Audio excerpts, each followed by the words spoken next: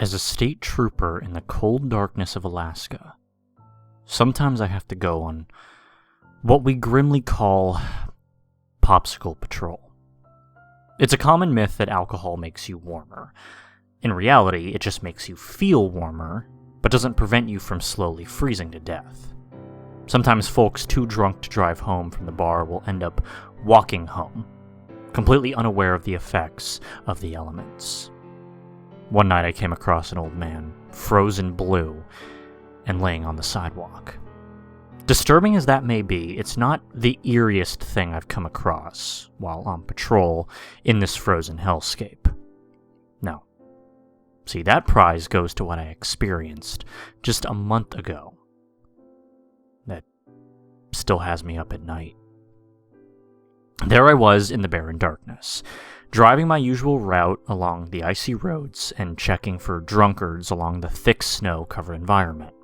It was especially difficult to see since there was a bit of a snowstorm that night. I didn't really expect many people out wandering in this weather, anyway.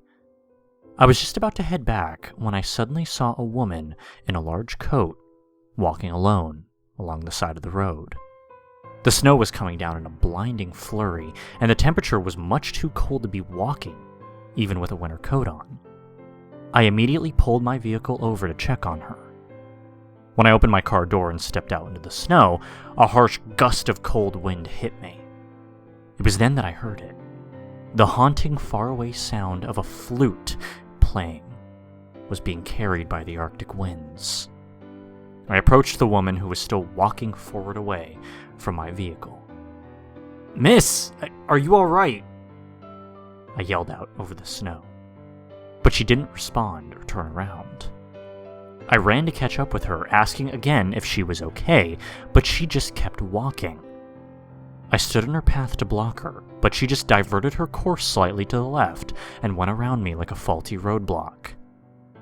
It was then that I first got a good look at her face, glimpsed only through the falling snow. She was incredibly pale from the cold. Her lips were badly chapped and had turned a shade of bluish purple. It looked as if at any moment she could pass out or succumb to the weather. Though, like a zombie, she marched forward.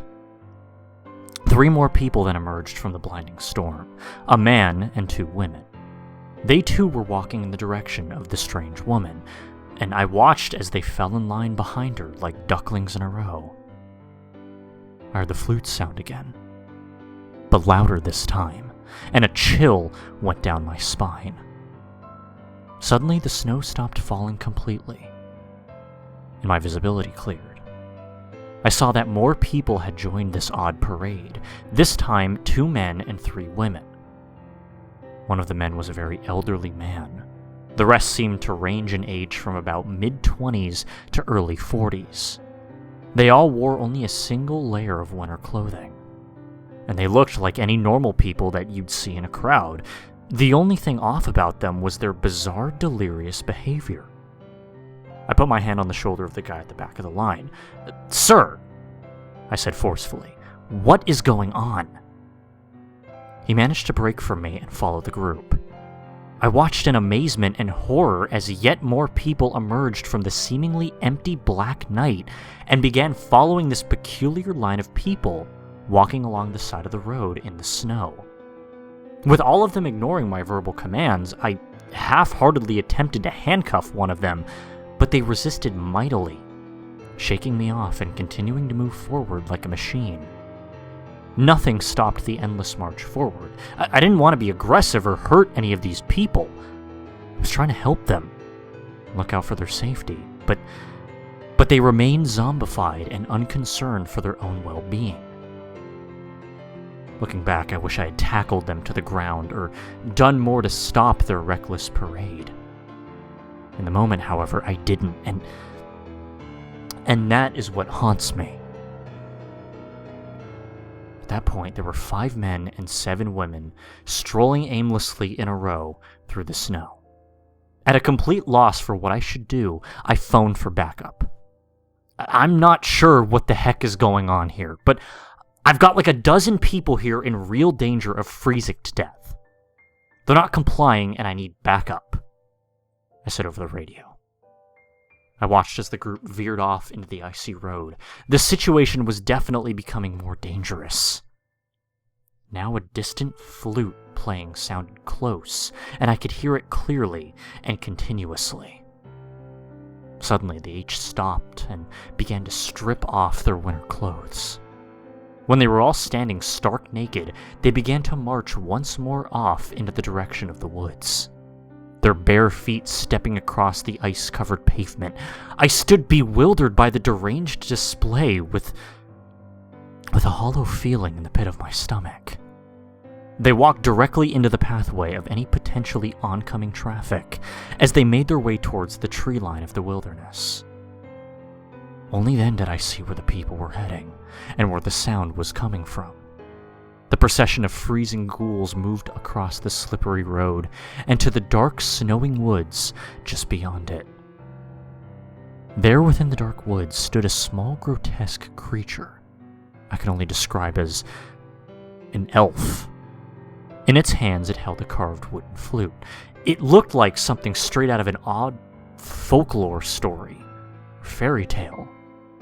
Around the being was an aura of purple light, and all I could do was stare at this cartoonish abomination as it played its entrancing music. The creature, noticing that I'd seen it, cocked its head to the side like a dog and looked at me with a mischievous expression. I lifted my weapon. It had dark, hypnotic eyes, like looking down a deep well. The elf-like being remained unmoved, its lips still pressed to the wooden flute. In that moment, I no longer felt like a police officer aiming a firearm, but like a small child pretending with a plastic toy gun. It was like I had been taken back to my childhood. The disturbing form began to perform a mocking dance, grinning eerily as it played on. For some reason, I was physically unable to squeeze the trigger. The signals from my brain just wouldn't move my hand. Suddenly, a blindingly bright flash of light came from the wilderness, and I dropped my handgun. I watched as the line of people disappeared into the woods, and no matter how much I yelled or protested, they faded from sight into the strange purple glow, consumed forever into the light. The elf only offered a small chuckle before itself ran off into the woods. When backup arrived, I didn't know what to tell them. There was no trace of any of these people ever being there, so I just made up a lie. I said the pale group of people out there walking had phoned for a friend of theirs to give them a ride home, and that I saw them safely drive away. If only things were so simple.